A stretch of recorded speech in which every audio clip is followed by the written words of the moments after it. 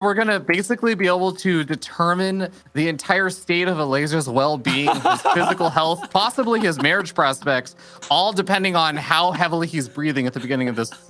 So it's all been revealed, guys. Cats has foreseen his entire life going forward now. Yeah, but breathing is good, Ravi. Like, breathing is, it can release tension. So he's definitely tense, but he's also doing a good job of breathing. So maybe he can shake it off and bring the series home. I'd love to see that. All right. Well, we're going to start down here in the bottom left-hand side of the map. On top of the blue Zerg player from Team XCOM Ago, he is Elazer.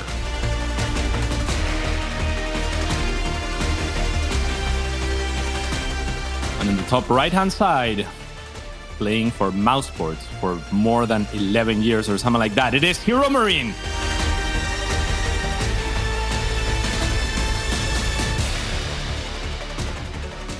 One of these days, we're going to hit a point where HeRoMaRinE's going to have been on Mousesports for longer than some new players will have lived. We're going to have like a 14-year-old up-and-comer, and in just like a few years, it's going to be like HeRoMaRinE's going to say, oh yeah, what year were you born? And I was like, oh, I was born in like 2008, like 9 or 2010 or something. It's going to be like, yeah, that was the year I joined my pro gaming team.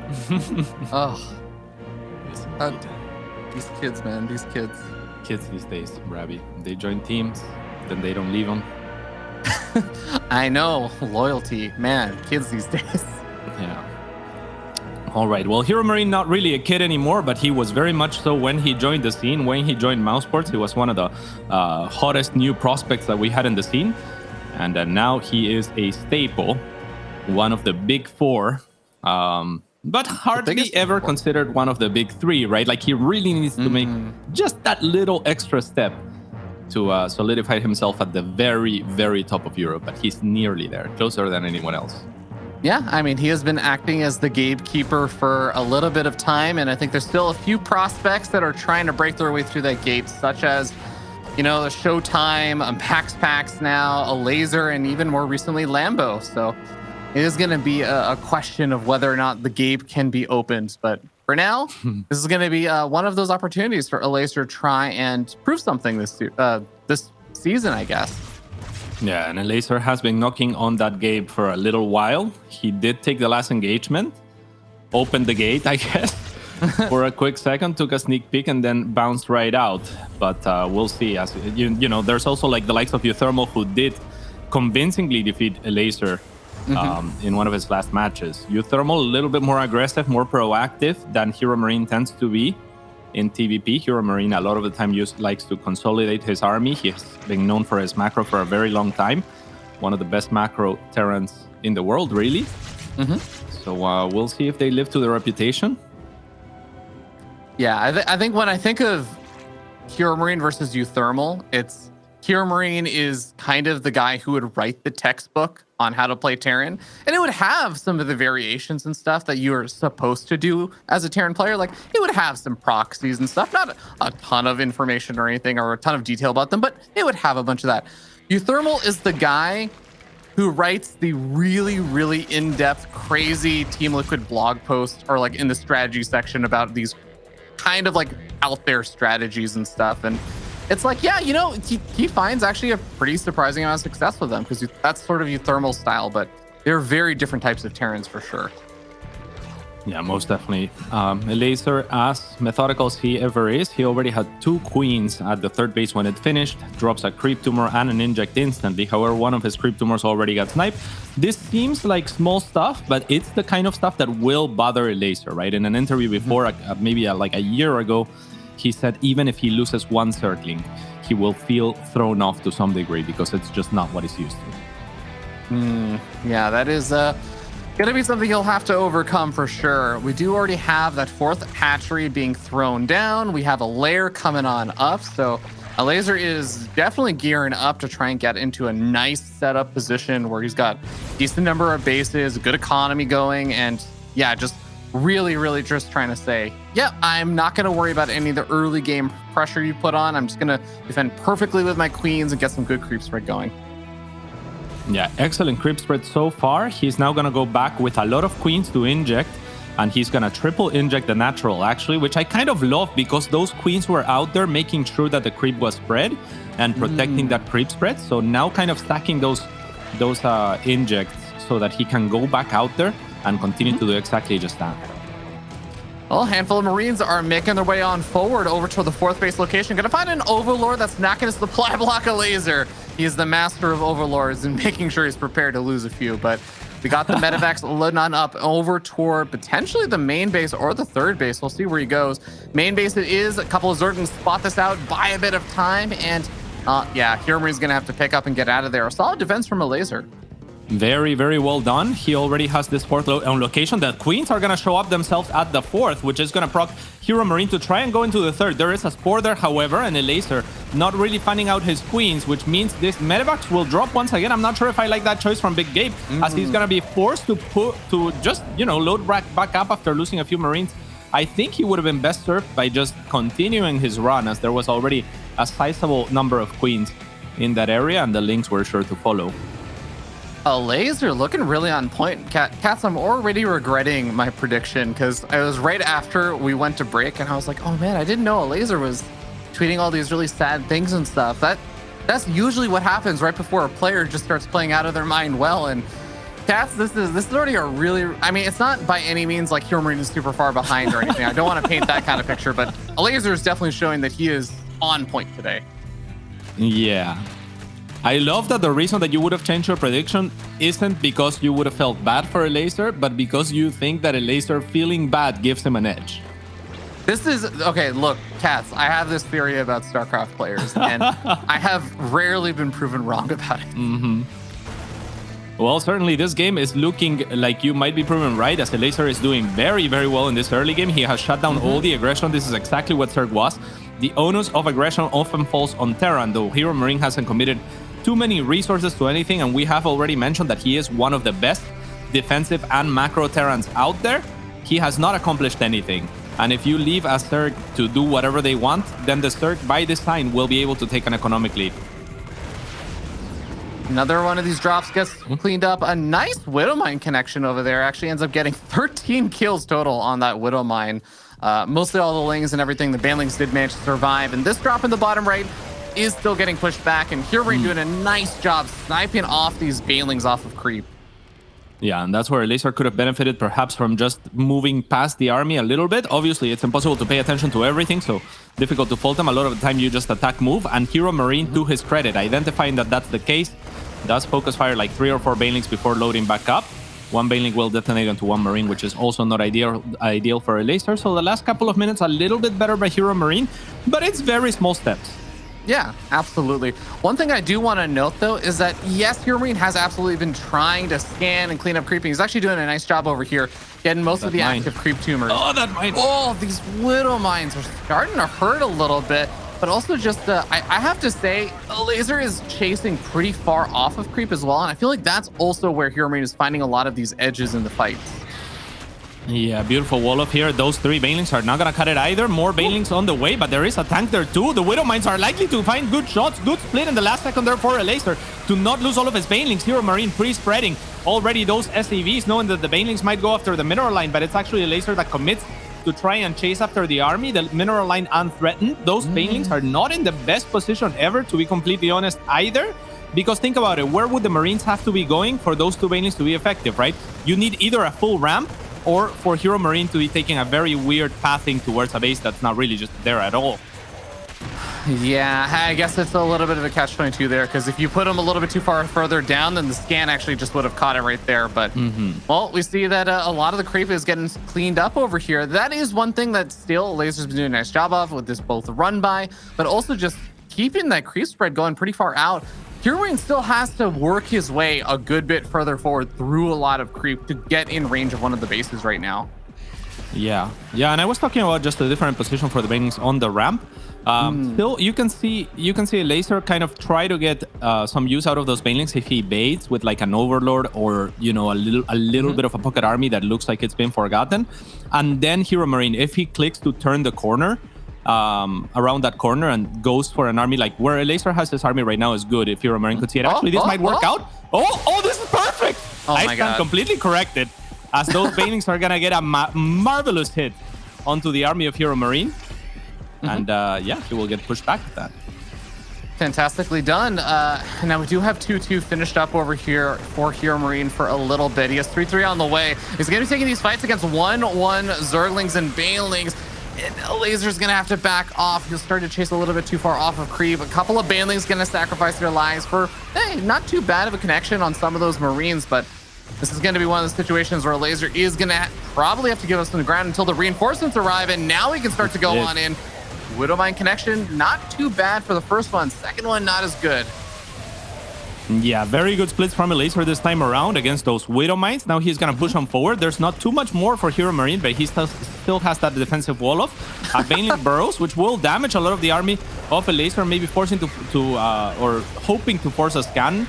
And yeah, this is actually pretty good for Elazer, who's continuing to swarm here. Has to be careful with that Widowmine, but the Overseers have been made aware and actually dragging fire onto the Marines. A beautiful job from those Overseers from Elazer, and now the rest of the army of Elazer is here. It's a lot of army, actually, the supply in favor of HeRoMaRinE, but I don't know where it is. It's certainly not here. That Widowmine has to be a hero, and it absolutely is, Ravi. There's only 4 Banelings left, and they're actually gonna try to flank and make way for those links, but they're all depleted, as HeRoMaRinE will push Elazer back. Oh, the Queens! Oh, the Queens were trying to get involved in the fight. They were making their very slow journey off of creep. They're all going to end up going down. And those are the creep spreading Queens, so that is going to make it a bit harder to replenish a lot of the creep that's about to be cleaned up here, because Elazer still needs a bit more time for his 18 Banelings finished up. He's only at 23 Zerglings, now going up to 41, but this base is already under attack. He's already very light on units right now, and just the Liberator is going ham on these workers. Yeah, some of these Widowmines are getting excellent hits on a lot of clamped up units. That Widowmine on the side of HeRoMaRinE was like a huge lifesaver for him, because otherwise he would have had to deal with like 6 more or something Banelings. So Elazer continuing to try to make magic happen with those Burrow Banelings. We'll see if he is able. But now lagging behind 40 supply or so, it's getting a little bit rough. Yeah, this Liberator is also just still causing so much havoc over here. It's not quite in range of any of the drones. I think if he moves a little bit further forward, he'll be able to find something a bit later on. But HeRoMaRinE has already cleaned up a lot of the creep spread on the front lines as well. So I think he's maybe only 1 or 2 screens away from getting in range of that hatchery yet again. And I think that even on the top left-hand side, a lot of the creep spread has not really gone too much further forward. So HeRoMaRinE definitely has some avenues that you can try and attack in from. Yeah, Gabe is already maxed. He really is an absolute macro beast. Now a little squadron of Marines to threaten on the other side. A very nice angle for HeRoMaRinE to drop. That means the units of Elazer are going to have to go around that little debris in the middle. A hatchery will fall. Things are starting to look very, very good for Gabe as Elazer continues to run out of options. The Banelings turn around. I'm not sure if that's the best idea of creep. Some medevacs will falter to friendly fire, but Elazer will be forced to tap out. And HeRoMaRinE, I don't want to say a decisive game 1, to be honest. I think Elazer had plenty of openings. And had he been able to go after those SCVs, and he did carve a way to the mineral line a couple of times, but ran out of units barely before kind of like ravaging it, right? Yeah, I think there was even like this one moment where he did get it all the way over to the 3rd base of HeRoMaRinE, and there was like this funny moment where there's that pillar around like to the south side of the 3rd base that kind of divides the map in like 2 different sections. All of the Banelings went to the left-hand side, and I would say a majority of the Lings went to the right-hand side. So all these Marines were sitting there kind of like just choked up around these supply depots, and the Lings are having a really hard time actually busting through. So the Banelings are just kind of left to fend for themselves. They went after a few of those SCVs, but which are getting split off, and then some reinforcements came, so the Banelings went after those alone. But the Lings are all just sitting back there fighting like 1 by 1 in kind of like Spartan single file line territory against the Marines, and kind of gradually dying. We saw like the Lings even survived or like made it until like basically the end of the fight, but I think there was like, that was one of the things that I feel like if those Lings had been able to just wrap around instead and help out with the SCV line or support the Banelings or something, I could definitely have seen Elazer making a bit more damage happen there, maybe taking some momentum. Yeah, I know exactly what moment you're talking about. At the very end of that moment, actually, Elazer pulled 2 of the Banelings that had made it through to make way for his Zerglings, but there was 1 Zergling left, right? So that was an issue then. Also, a little bit of indecision whether to go after the mineral line or the army with the banelings. I understand wanting to zone the army for the links to do damage to the mineral line, but there was barely any links left. What's the problem? That one Widowmine, like I said, if it doesn't go off and kills like 10 banelings in that instance, then he can kind of do both, which would have been the ideal case scenario for Elazer, but he had to readjust on the fly. Not able to find the damage he was looking for, unfortunately. And with that, like we said, Big Gabe taking the lead. Elazer needs this map. Like, he really, really needs this map.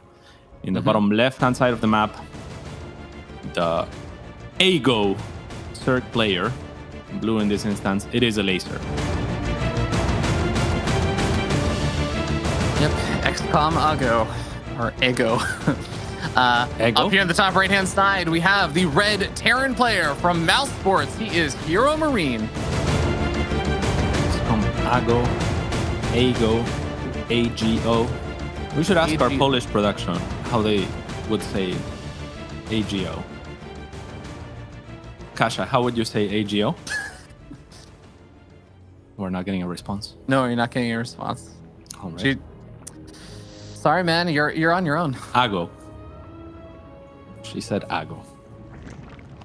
No, she said not sure. No, she said I would say Ago, but I'm not sure. Okay. Yeah. Okay. All right. Ago it is. XCOM Ago. All right. Well, here we are, Robbie.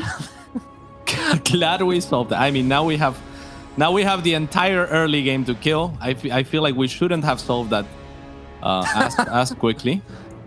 Yeah, I mean, I would say, like, going back to that first game, because I think there is something I do want to talk about there, is that I feel like Elazer, we were talking about it, he had a really, really solid defense against a lot of the early drop pressure and everything.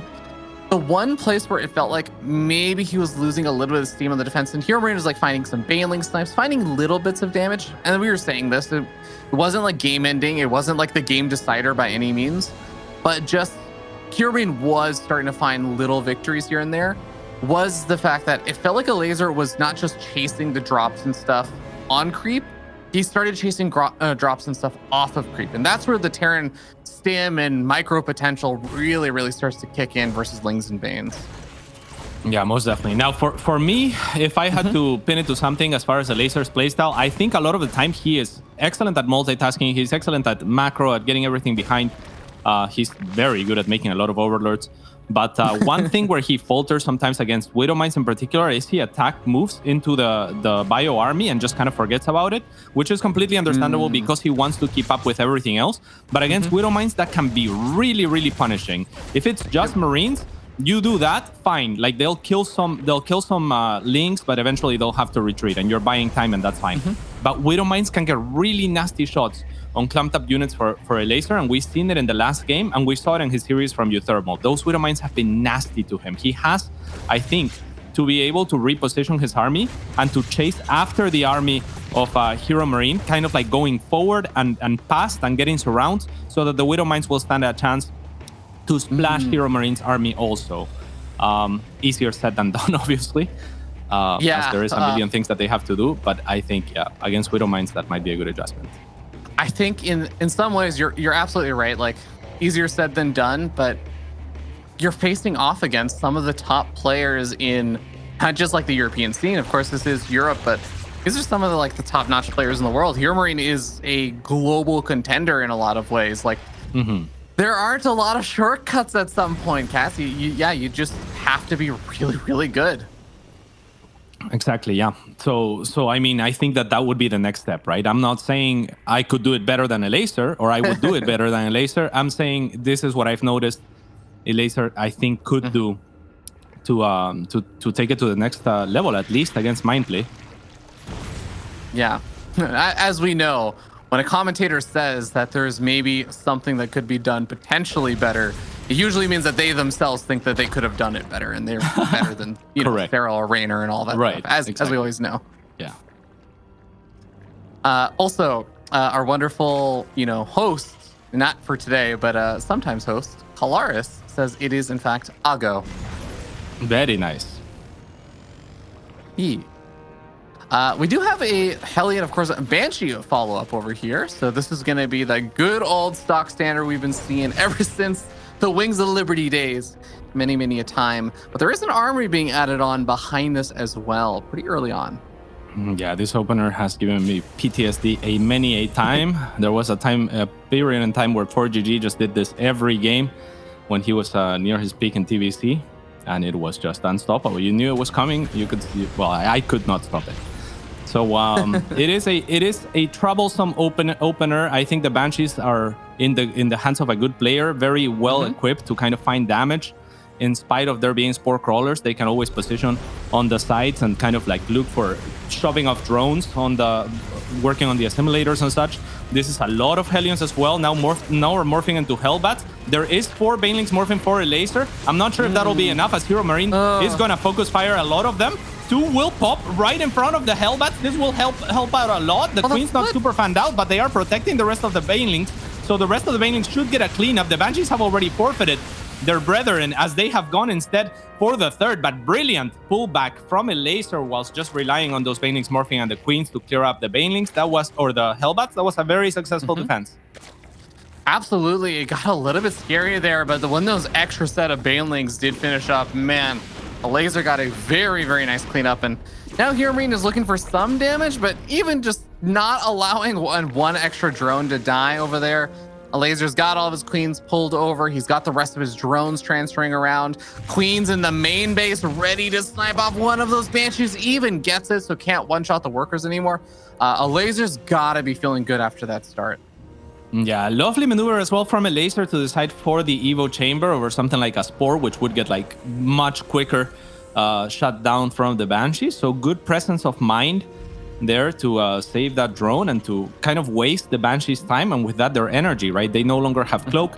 They're a lot easier to deal with now, and the Elazer is getting set with a Spore Crawler in that base to make sure that that one Banshee in the middle has some trouble escaping.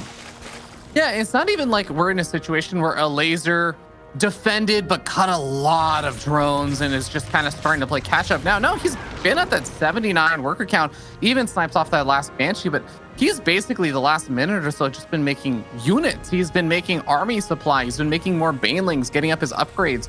So he's not kind of in like that catch-up situation over here. He's already got the workers that he managed to defend with, and now he just gets to focus on having the army ready for the next attack.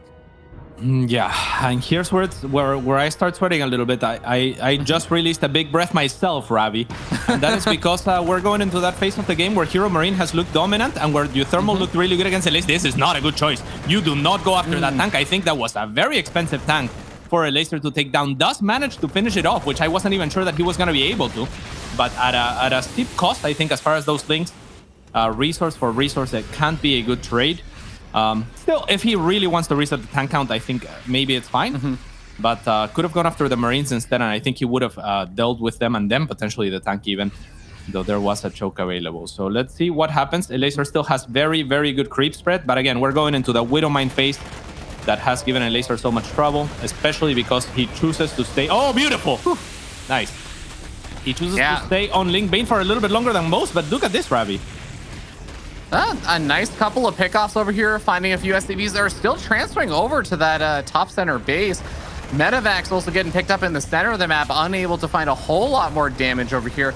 Now, Elazer has to be careful not to overstay his welcome, but so far he's getting some decent trades. Widowmine's going to be going off on a large chunk of Lings, but at the same time, the other locations are not so safe. Banelings come swarming on forward. All right, let's see what happens here as Elazer is looking in 2 places at once.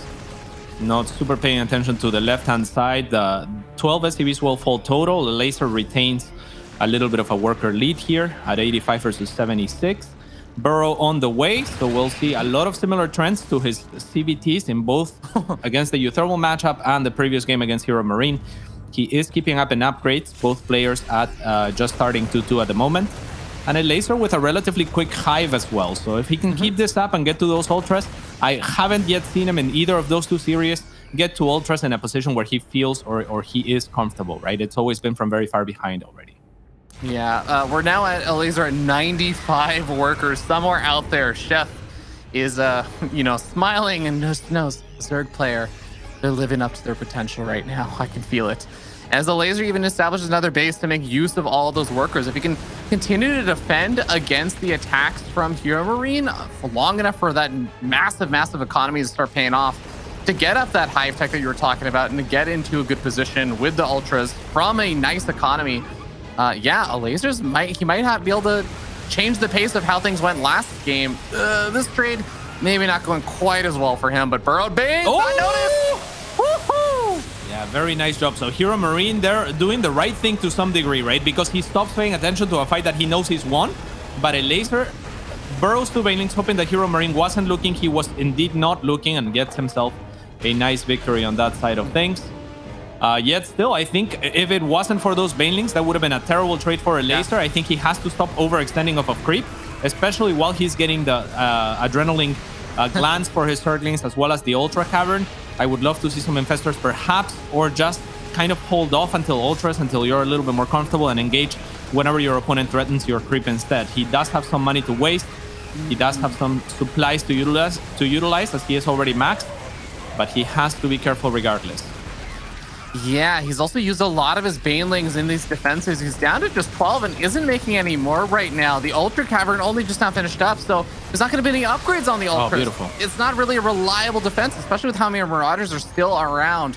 Banelings go for a big run by. They are going to have a hard time finding connections until the very end, and then they find the connections they want. Lings to back it up as well. Yeah, this is beautiful. In the last couple of engagements, we've seen Elazer do what we were talking about, kind of getting those rounds before really collapsing onto the army. And as a result, the Widow Mines haven't been as deadly, or they have been equally deadly for HeRoMaRinE.